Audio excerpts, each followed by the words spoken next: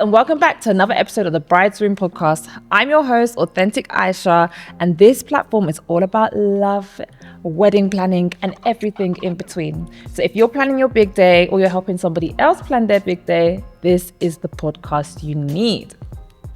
So guys, before we even get into it, I just wanted to just say a massive thank you to everyone that has recently subscribed to my Patreon, my YouTube memberships. I'm really, really grateful. I said it in my last solo episode, actually. I did say that I'd be launching it. I've done it, and you guys actually joined. Some of you like just too much, but you know, I love it. I love it either way. I'm very, very grateful. Before we move forward, I just wanted to say as well, if you like what you've been seeing for the last 2 years, guys, please make sure you hit that subscribe button. Your girl's trying to grow, trying to give you better content, give you better quality. You can see the quality. We're trying to go up in the world, you know. So if you could please just hit that like, that subscribe button, that follow button on Instagram, TikTok, wherever you see me, I would be so grateful. So this episode is definitely going to be a very much more upbeat, chirpy episode. I feel like we are now going into like the colder winter season, and I don't really want to be a bearer of bad news. I want to be a soundboard. What's going on in the world of wedding planning? So I took to Instagram today. Actually, before we go to that, I took to Instagram today and I asked everybody what are their wedding icks. So we're going to go through them right now, okay? I did have a little peep through before I went into the episode, before I got here to the studio today. Oopsie. I did have a little sneak peek before I came into the studio today, and I did chuckle at some of the icks because I was just like, yeah, fair enough. I definitely remember being a bride and being like, yeah, I've definitely felt this 100 times. So let's go through it anyway. So. Number 1, people claiming they want to help, but they were never there when needed. Ugh, ick. I definitely know that feeling. I definitely know that feeling of people saying that they would. I think it's the little, let me know if you need any help, or can I do anything, or yeah, like I can do it, or I know someone. I think it's the worst when someone actually offers to do something and then pulls out last minute. I think for me, it was very much aunties and uncles saying, yeah, I've got this, and last minute being like, no, I don't got this. And obviously, like I can never be entitled to anybody else's pocket or anything. But I think sometimes it's just a bit hurtful because it's like, I could have gone a little bit harder when trying to rack in the money, do you know? And so I completely get that ick, to be honest. Very fair, very valid. The next one is having no MC/host. Ick. I don't want to say how much are MCs, but that is very, very true. It's true. It's like, why are you going to put this whole event together and there is nobody orchestrating the vibes, the flow of the day? Come on now. Even if you don't want to get a pro, and I say that loosely, pro, you could just get auntie or uncle or cousin, someone that just has good energy. I do think having an MC is kind of a must, but I think it depends as well, because if you have a trad, and I remember having this conversation when I was planning my trad, do we really need an MC to host like the last couple of hours of our trad? Let me know what you guys think and what you guys actually ended up doing with your trad, because I think that is quite a big one for a lot of people. But yeah, no, that's hilarious. Next one, too many Asho Ebi colors. Guys, why are we seeing purple over there, green over there, champagne gold. I know you guys love a champagne gold as well. Champagne gold over here and royal blue over there. Like, can we just have order in the house? In my opinion, my regime, I would say that there should only be 3 kinds of colors: the bride and groom, the family of, and the general gem pop. And I personally, what I did for my trad, okay, if we're pushing it, it can be the side for the groom and the side for the bride in terms of colors. But for me, I just feel like we are one house. Me and you are getting married. Therefore, everybody in this building is basically one. And therefore, we should all be wearing one color. So in my opinion, I think 3 colors, 4 at best. But anything more than 4, I genuinely, legit, I do wonder. I think, what are we trying to do? Are we trying to recreate the rainbow here? What are we trying to do? Let me know. But yeah, too many Asoebi colors is definitely an ick for me as well. It's up there. It's definitely up there. Next ick. When things are visibly disorganized, please get coordinators. Guys, please. This person is sick and tired of your disorganization. Why are we getting there and no one knows what's going on? Why are we hours behind late? And sometimes there is even a coordinator and you're still late. Why? What's that about? Get a coordinator.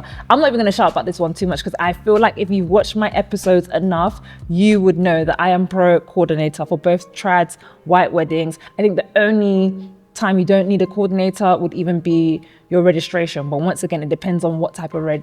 In this 2025 bride era, I don't know what you guys are on, but I don't even think it's needed for registration. But sometimes, you guys be doing the most. So yeah. This person says that their wedding ick is the disorganization that comes with buffets. And it's so true.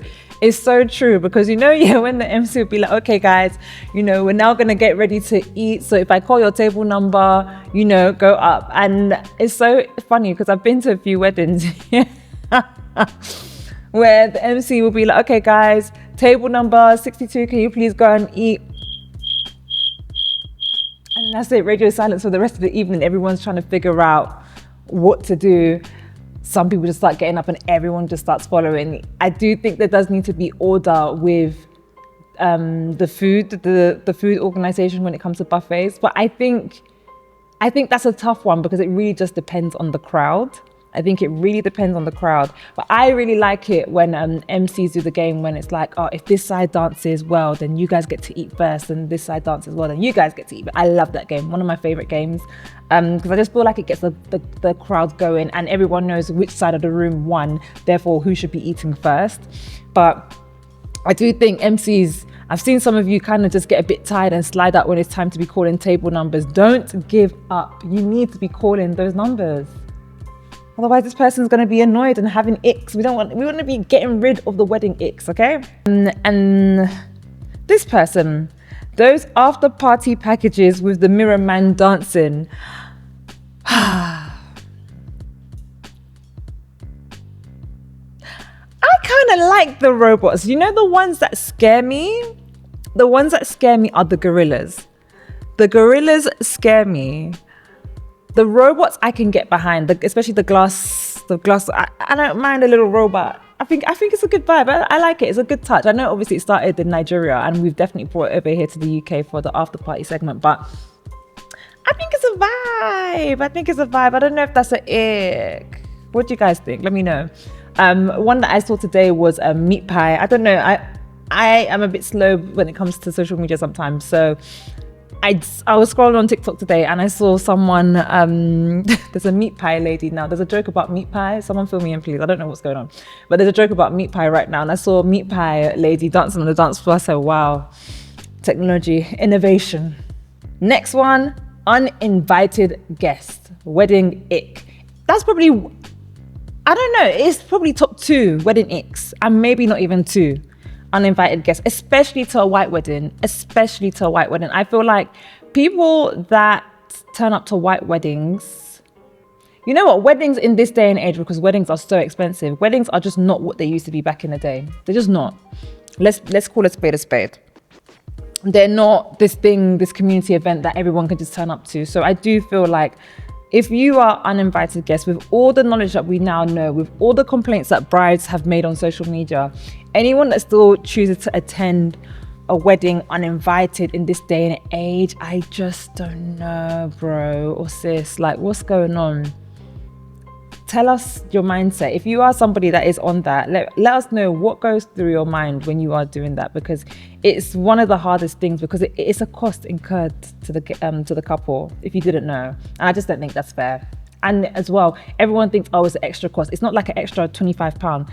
Everybody's head sometimes in some of these things, we're looking at £200 because you're looking at the food, the drinks, the seat, the decor per person. And each person is a big budget. This wedding ick: bridesmaids not being on time. I can say, fortunately, that I did not experience that at either one of my weddings, and I'm very, very grateful. Love you girls. Mwah. Love you so much for that, because I have no resentment in my heart towards my bridesmaids. Every single one of them showed up and showed out. So I am very grateful for that. But I can imagine, I don't know. I feel like the onus is on you as a bride. I feel like the onus is on you as a bride to express how much you would hate to see your girls being late on the wedding day. And not in like a really, really horrible way, but I just remember banging the drum consistently, continuously, looking at the itinerary, getting the girls to refine the itinerary to make sure, and even leaving room for error when it came to the transition from hotel to the venue to take pictures, because I don't want to hear it. I don't want any excuses. I don't need to hear why we are running behind time. And it can't be because of you guys and you guys being late.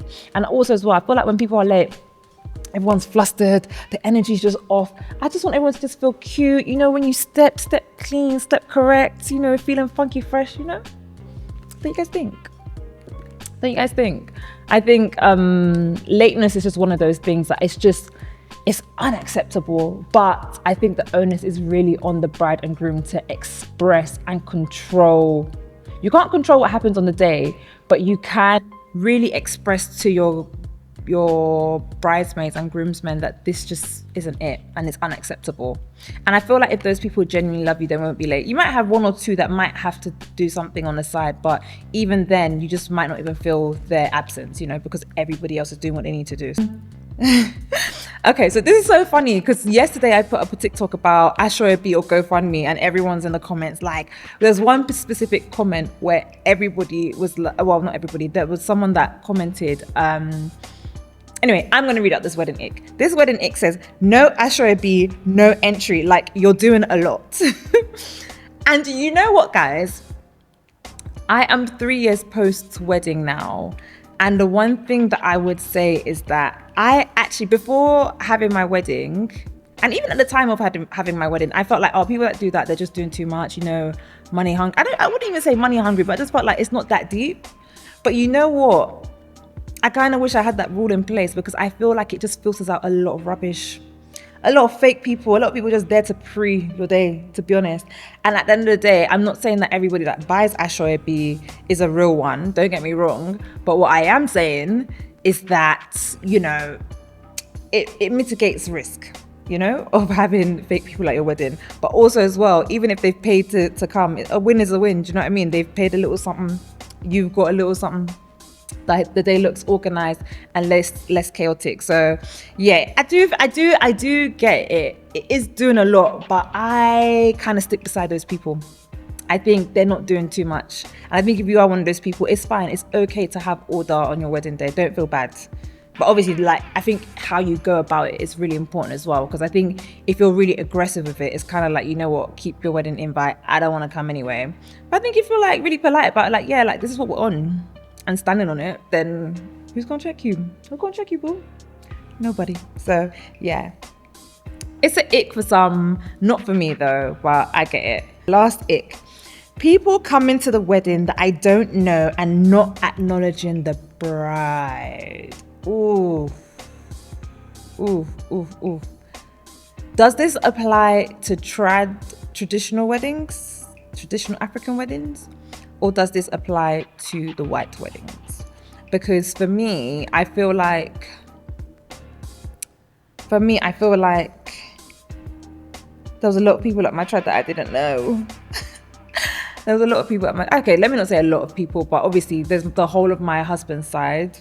I just about know at least like at least I would say a good 50%, which is still a big chunk, but there's another 50% I don't really know like that. And then obviously you have your family. I know that is mad. It's mad not acknowledging the bride, but I think it depends on the relationship you have with the couple. Not you could at least acknowledge the bride. Come on, it's not very nice. Yeah, that is definitely an ick. I can't even justify that. But let me know what you guys, once again, comment down below. Let me know what you think. Is that ick for you or not? So those are everybody's wedding icks. I actually find them quite funny, to be honest. I think they are hilarious. I think if you've got more, let me know. But I definitely agree with a lot of these icks. I think people just love to try it. And it's just so expensive. I think when you know how much weddings cost, a lot of these things are just a lot more annoying than usual. So yeah. So then I put out to my community on Instagram and I asked everybody about vendors. You know, have you forgiven your vendors? So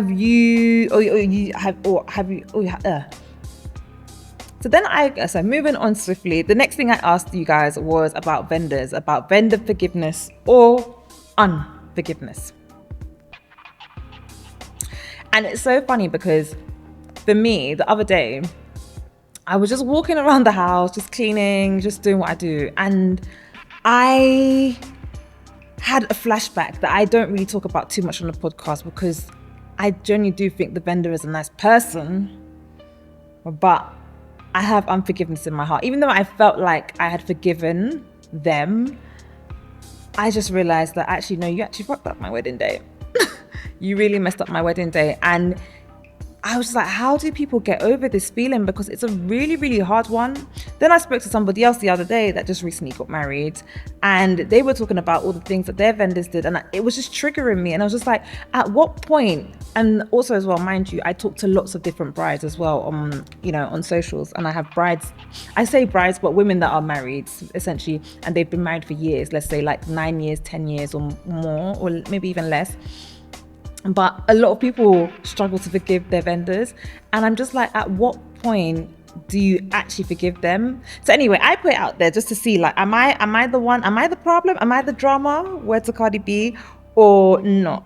So I put it out there and a whopping 83% of you said that you are still salty from your vendors. You haven't forgiven them. And I don't know if that's days, if that's months, if that's weeks, if that's years, but most of you have not forgiven your vendors just like me. And I don't want to say vendors because I want to put the disclaimer out there. The vendors that know they killed it. I rant and I rave about them. I've had some of them on my platform and I will always, promote their work. But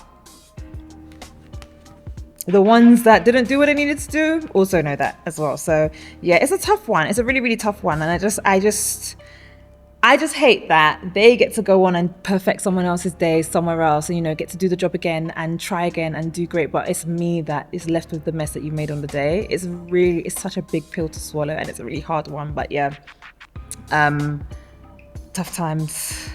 I guess all we can do is just tune into the bride's room and listen to each other as comfort, and just, at least feel seen through the other brides that go through the same experiences as us.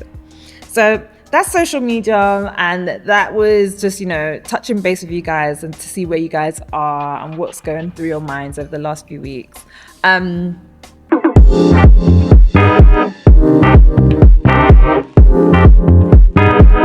next thing I wanted to talk about was the brides of 2025. Can I just say, 2025 brides, you guys have been killing it. You guys have killed it. And I don't know what it is. I don't know what's been in the air, but it's like everyone has gone hard. I don't feel like I've seen a wedding where, I don't want to say, it's not a competition, do you know what I mean? But the brides this year have been going in. Obviously, there are a few, notable, there's few noticeable ones, celebrity ones that have happened this year, especially within the African community. So, just to name a few, Temi Otedola, wow. What's her name now, actually? Let me address her by her name. Temi, please don't. Formerly known as Temi Otedola, now Temi Ajibade. Wow. They gave us like a little snippet. So I remember the day that they had their wedding, and I don't know if they had the wedding the same day as Davido and Chioma, but I remember it was around the same time, right? And I remember all we got was a little leak from the registration. So we got a little leak from the registration. It was kind of like, oh, okay, cool. They just want to keep it private, keep it chill, high profile, whatever. But obviously, me being a wedding podcaster, me being the wedding lover that I am, obviously I am kind of gagging to know, like, girl, like, you're not even going to show us a wedding dress. You're not going to show us a little something. But when they loaded the clip, when they let the chopper spray, the content was contenting, and I loved that. I absolutely loved the wedding. I loved it. That wedding was giving class. It was giving wealth. The money was well spent. It was giving fashionista, editorial. I loved that, like, she did not opt for the cliche typical things, shall I say, or vendors or trends. I just thought it was a very beautiful wedding. So I want to start off with their reception. Actually, no, let's start in order. So Temi gave us the content, guys. I'm just going through the page and I'm just like, I need to refresh my memory because everything ate down. Let's start off with the registry. So the registry, first things first, I loved it. So the registry, the civil ceremony took place in Monaco. Wealth, luxury, love it. Then we had the traditional Yoruba wedding. Oh, I loved that one. That was in Dubai, and I loved everything about it. And you know what it is, yeah? What I really loved about Temi's wedding, she did what I feel like every bride should do, especially if you're creative. And I spoke about this. I want to bring a certain topic up here because I feel like Temi did exactly what I was trying to say. Obviously, I probably didn't articulate it well, but I just felt like when it came to Braga, sorry, Braga, I'm not coming for you, but I just felt like everybody was just trying to copy everybody. But I feel like being a bride in particular is one of the few times you get to express yourself and express your creativity. Obviously, the bigger the budget, the bigger the expression. Do you get what I'm saying? But I feel like obviously Temi had that, and I loved how she didn't just opt for like a very cliche. I don't know. It just was not cliche. Everything about what she did as a bride was very original, and I loved how the venue was draped in, I don't know if they draped it in like ashoke. It was just royal. It was regal. It was classic. Shout out to Honey. I know that is your saying, and that was exactly what you wanted for your wedding, but Temi definitely gave that at hers too. The trad was in Dubai. I loved the red, the traditional wear and how they customized it. I loved that. I loved the designers that they used. I loved the stylist that they used. I loved it all. Oh, I was in love with everything. And then we actually had the white wedding as well. And the white wedding was in Iceland. Loved that too. I didn't even think that Iceland, when you think of locations to get married, destination locations, you don't really think of Iceland being a location, to be honest. But fair enough. And they made it their own, and it was so beautiful. I loved like the glass house that they were in. I love that John Legend came to perform. Of course, like Davido said, love is sweet, but when money enters, love is sweeter. So it was great that Mr. Easy could surprise his wife with a PA. I loved that. Everything about that wedding, chef's kisses. I don't want to drag it out. I literally read the whole Vogue spread. I loved it. Loved it down. Cool.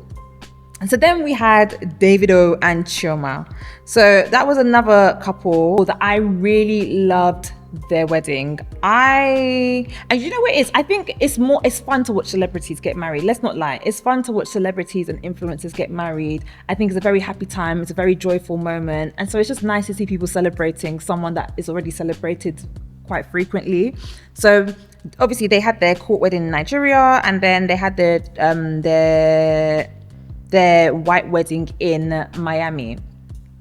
And it was just very much Davido and Chioma. Obviously, they had the trad, I think, was it earlier on this year? I think it was earlier on this year, or towards the back end of last year. They had 1,000 guests. So they had 1,000 guests at their white wedding, which I thought, wow, that's very interesting considering they're quite high profile, you know? It's kind of like, oh, okay, cool. But obviously, Davido is very popular. He loves the lifestyle. I'm a Davido fan, so just watching it and just watching him be in his element, I don't think it was any different from anything that we've seen, but it was just nice to see them get married. I loved Chioma's looks. I loved the pixie cut.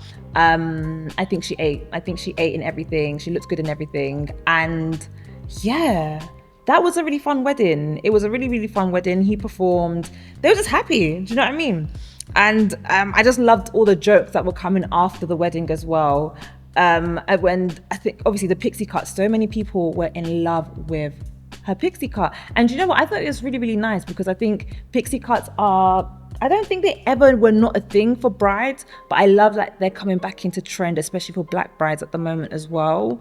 I think there's something really beautiful about not everyday frontal, not every day having to sometimes we just want to see the beauty in your face. And I think the pixie cut really did bring out the beauty in Chioma's face. I love that she got her sister to design her evening wear as well. I thought that was really, really beautiful. And yeah, she looked great. I loved what the bridesmaids wore. You know, they live a flashy lifestyle already, so I think it would have been already hard to top the like it was just another day in the life, do you know, except they're getting married this time. So I loved that. Then we had Tony Tone.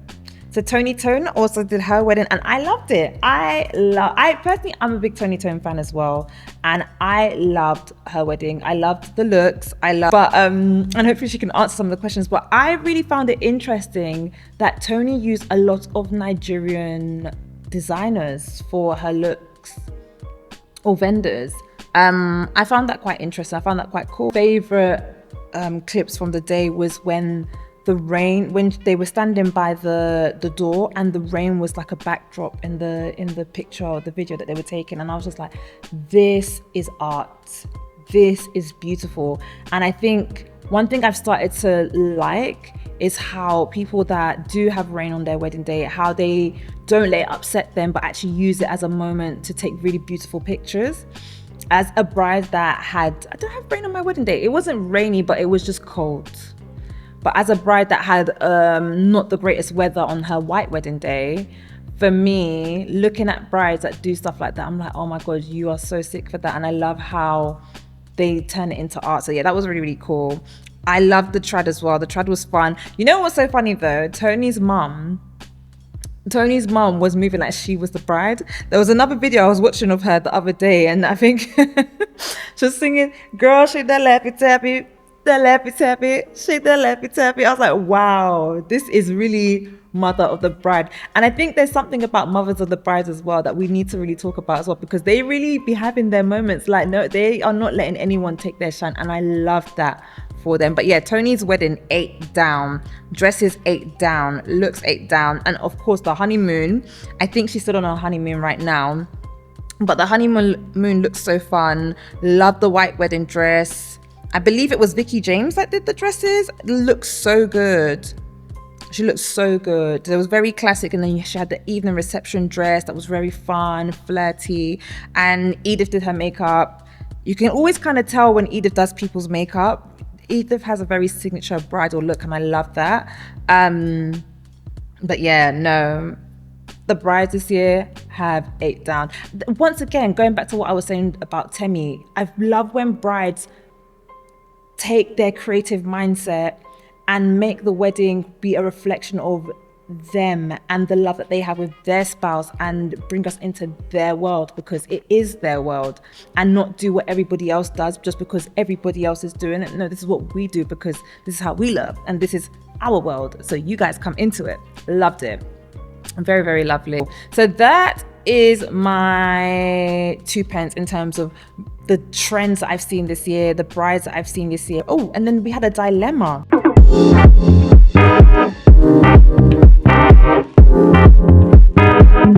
So let's go. And how can I nearly forget about the dilemma? So we had a dilemma. Go through this dilemma. So, am I the asshole for declining my friend's bridesmaid proposal? I've been friends with Lisa, age 30, since we were 7. So what's that? 23 years. Yep. We went to the same church, primary school, and college. She's close with my other friends and family. We're basically like sisters. Lisa started dating my cousin Frank, 30, on and off from 2010 when they were 15 until they broke up for good in 2017. The breakup was due to his constant cheating, borrowing money, and never paying it back. In 2020, they got back together, supposedly. But supposedly for real this time. But by 2023, Lisa was confiding in me about serious problems. He repeatedly cheats on her. He gaslights her. She pays for everything: bills, dates, debts. He left her with credit card debt and even points on her license because of him. Her car was clamped because of him, and she had to pay to have it removed. He promised to pay her back, but never did. She's been deeply unhappy, has lost weight, and I hate seeing her in such a toxic relationship. In February this year, she finally found the courage to leave him on Valentine's Day. But a week later, he proposed and she said yes. This shocked everyone in the family, including his parents. He didn't even ask her parents' permission. Lisa said she wants to prove people wrong. Lisa says she wants to prove people wrong. We later found out that the ring was £300 and Frank called it a holding ring as a joke in front of our other cousins, which made me feel really uncomfortable for Lisa. The wedding is in November. In April, when Lisa was planning her bridesmaid, the wedding is in November. In April, when Lisa was planning her bridesmaid's proposal, I told her I couldn't be a bridesmaid. I explained that I don't support her relationship with Frank, I don't like how he treats her, and I don't like who she's become because of him. I want her to find real love and not settle. I also didn't want to spend my hard-earned money on a wedding I believed is starting off as a sham. She has since found out he's cheating again, but brushed it off as normal. So am I the asshole for declining my friend's bridesmaid proposal? Wow. So I'm just going to give my 2 pence and I'm talking to you guys. I hope you're talking back to me on the screen. I don't know. In this economy, in this 2025 economy of weddings, she might be looking around and being like, you know what, the devil you know is better than the one you don't know. What would I say if I was in your position? Absolutely, you are not the asshole. Sorry, my hard-earned cash, I'm so sorry, I'm not spending on this type of wedding. I know she's my sister, I love her, but for me, I'm really big on transparency. So if I've been very transparent with you, and I can imagine the conversations you probably would have had leading up to this moment anyway. You probably would have told her to leave him 1,000 times, and I can imagine her being the type of person to not leave him. Obviously, that's why she's accepted the proposal. So it's very frustrating to give all the advice, and we still got there. She's 30, yes, she knows what she's doing. Him getting points on her license, putting her in debt, cheating, it shows that there's a complete lack of respect in the relationship, point blank period. Calling the ring a holding ring, crazy. I would even buy the £300 on the ring, but why I know you're taking the piss is because, first of all, you owe me money, and that's all you could spend on the ring. You know, like I wouldn't even buy. You owe me money, but furthermore, you're now coming to spend £300 on my wedding ring. You do not value me. And I don't want to say that there should be emphasis on how much a man spends on the ring, because I do believe that you can upgrade your rings and all that kind of stuff as time goes on, because I believe that marriage is forever. But in this case, and I also believe as well, start as you mean to go on. So if you're starting in a way that is just crazy, how do you expect people to get behind this? He's a crook. it's clear you don't support it. You've been transparent with her. You're not in the wrong, and that's really it, to be honest. I don't even want to go into the nitty-gritty because I don't want to make this all about unhappy relationships and stuff, but he's taking the piss. She's losing weight, she's lost herself. Like, this is somebody that's not really, they're not all there. And the fact that he's cheating again and she's just blind it as normal, like, how desperate are you for marriage? Marriage is not do or die. Marriage is not do or die. So for her to be in a position where she feels that, you know, she can blind the cheating and we haven't even walked down the aisle, crazy.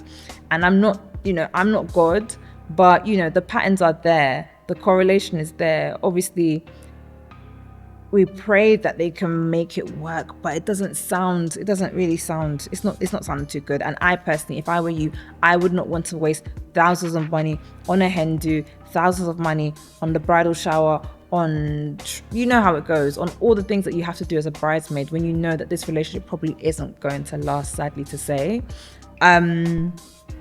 Also as well, he's your cousin as well, and if he's not listening to you, he just doesn't have any respect for anybody in this situation. So no, you're not the asshole.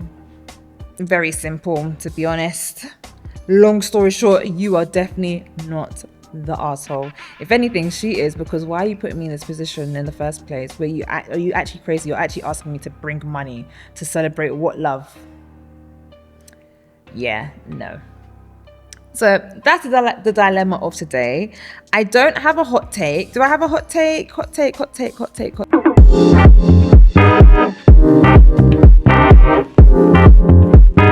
I have got a hot take for today.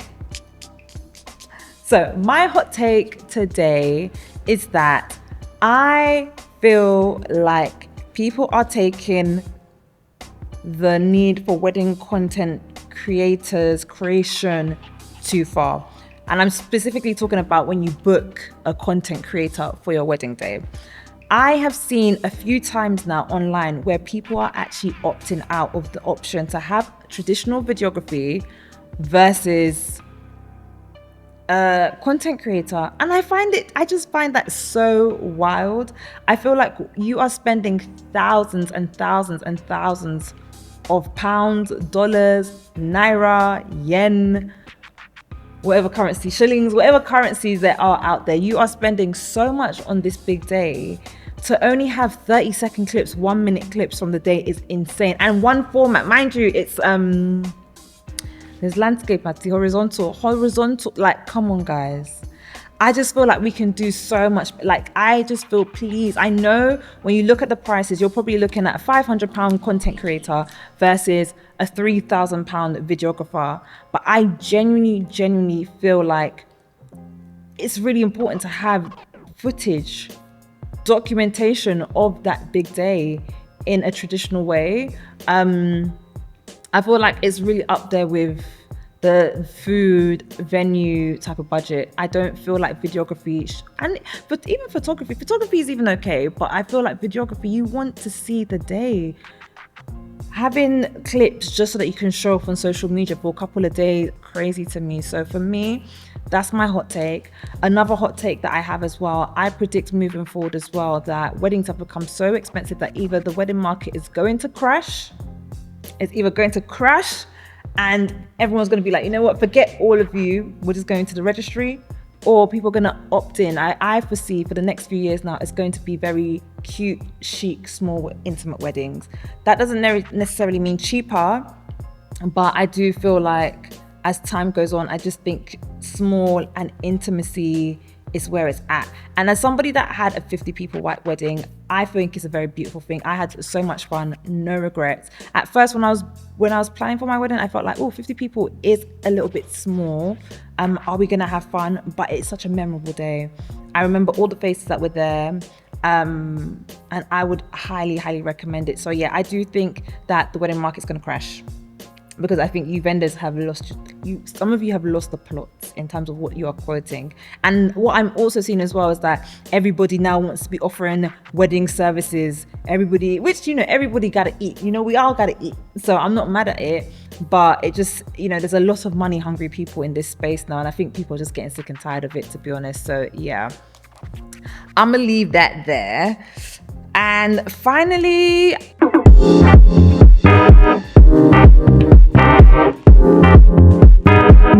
you know, bridal meets tech. So this is the tech segment of the bride's room, where we talk about apps, where we talk about how do we talk about the big day, we talk about all the pain points, but how do we make those days happen? So I want to talk about a few apps that I use during my wedding planning that may just help you. So app number one is The Knot. So if you are at the very beginning of your wedding planning, or let's say you've sent out the save the dates and it's kind of like, right, what's next? I would highly recommend The Knot. The Knot, the only thing that I would say, so I loved the app because I felt like it was very easy to use, it was very simple, and I used two wedding apps actually, so I'll talk about them both. So the first one was The Knot, and I also used Appy Couple. We'll get onto that in a second. But with The Knot, what I found with that app was the website was very easy to use, very easy to navigate.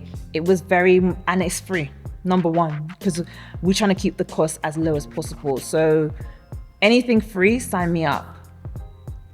And you can design it, you have your few templates that you can use, you can set your password on it, and people very much just use it to sign in, confirm their RSVP, and look at the information that you've provided for the big day. I found it very fantastic. The only thing that I would really strongly suggest, and I don't know if they do it now, so let me know, The Knot, or anyone that has used it in recent times, but what I didn't like was that the registry was only in dollars.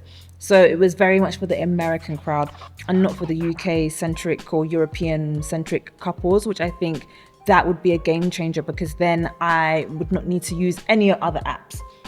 And that's why I had to use Appy Couple, because I felt like Appy Couple, you could integrate your registry into their website and everything will convert into pounds. So yeah, Appy Couple, let's talk about that. I loved Appy Couple. Appy Couple was is a very great app because you can put multiple websites. It's a lot more aesthetically pleasing. The URL is very chic. You can tailor it to whatever you want it to be. I found Appy Couple very fun, and from the back end as well, you can really control. You can see who opens every single email. You can do a lot of comms through the website, which is one thing I loved as well. And that was a feature that I rinsed when I was a bride, because every time I wanted to know if people had seen my emails, I would go on there, export my little list, and I would see who had opened stuff, and I would be able to chase up with people and also see maybe who's secretly a hater. Thankfully, not many people were, or no one was, but I'm just saying. But yeah, so I would say The Knot's a really great app. Appy Couple's another really great app. Let's talk about Pinterest as well. I feel like if you are a bride to be, a bridesmaid, anyone that's getting involved in a wedding, Pinterest is a very great app in general anyway. It's just very good for inspiration. You can use it, for me, I use it for mummy stuff. I use it for designing my home if I want any inspiration for like interior decorations, but specifically for wedding planning, I feel like Pinterest is fantastic.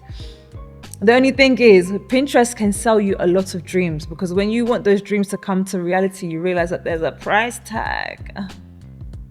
There is a big, fat, juicy price tag on some of those things. So yeah, but I found Pinterest very easy to use. I had multiple folders, so I'd have a folder for the type of dresses I want, the type of color scheme I want. I want to see, bring things to life. I am a very visual person. So for me as a bride, it was very helpful to bring things to life and put different colors against each other, see how different brides have done things, get inspo as well, because for me, for example, I didn't know what kind of wedding dress I wanted, but I know that I look good in everything that I wear. So, let me see how do the other pretty girls do it. And Pinterest was very helpful. Pinterest, if you ever want to collab, your girl is here. Just give me a call. What I would say is that I really enjoyed doing these solo episodes. We also have so many brides lined up for the next year coming up, from now till the end of from now going into the new year. Some of your faves are definitely going to be in the bride's room. They might join me here in this studio in Switzerland, or they might join me in London. You never know.